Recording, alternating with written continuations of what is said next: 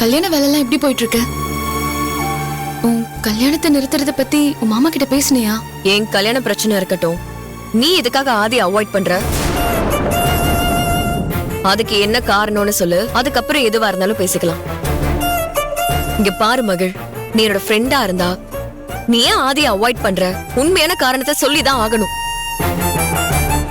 சொல்லு மகள். மதி, நான் ஊர்ல அறிய எல்லாரோட சம்மதத்தோடவும் ஆதிய கல்யாணம் பண்ணிக்கணும்னு ஆசைப்பட்டேன். ஆனா ஆதி என் ஆசையை நிறைவேற்றல. அவ கோவில்ல வச்சு திருட்டுத்தனமா என்ன கல்யாணம் பண்ணிக்கணும்னு சொல்றான். அது என்னால ஏத்துக்க முடியல. அதனாலதான் நான் ஆதியை அவாய்ட் பண்ணிட்டேன். அதுக்காக ஆதி ஹர்ட் ஆகுற அளவுக்கு அவனை மோசமா பேசிட்டு வருவியா?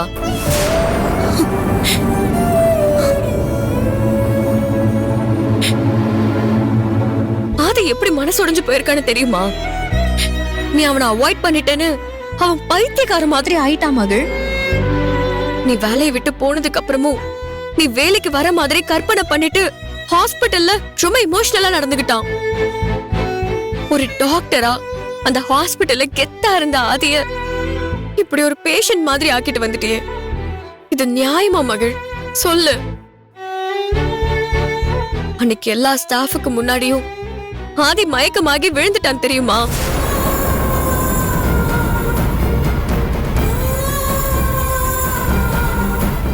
என்ன மன்னிச்சிரு ஆதி.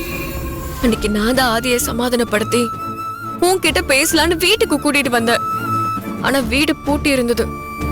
அதுக்கிடையில எங்க அப்பா வந்து சண்டை போட்டு என்ன வீட்டுக்கு கூட்டிட்டு போயிட்டாரு. எதுக்கு மகள் இப்படி எல்லாம் நடந்துக்கிற? எதுக்கு எல்லாரும் இப்படி கஷ்டப்படுத்துற? ஆதி பாவம் மகள்.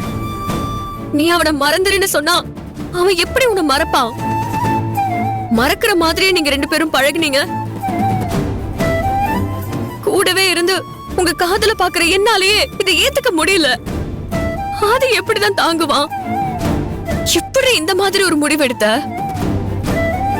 இது ரொம்ப தப்பு மகள். இல்ல மதி, நான் சரியாதான் முடிவு எடுத்திருக்கேன். ஆதியோட அம்மா சம்மதம் இல்லாம அவனை கல்யாணம் பண்ணிக்கிறதே வேஸ்ட். அந்த வீட்டுல ஒரு பிடிக்காத மருமகளா என்னால இருக்க முடியாது. இப்ப நீ கூட தான் அர்ஜுன பிடிக்கலன்னு சொல்ற. அந்த மாதிரிதான் எனக்கு இப்போ ஆதிய பிடிக்கல.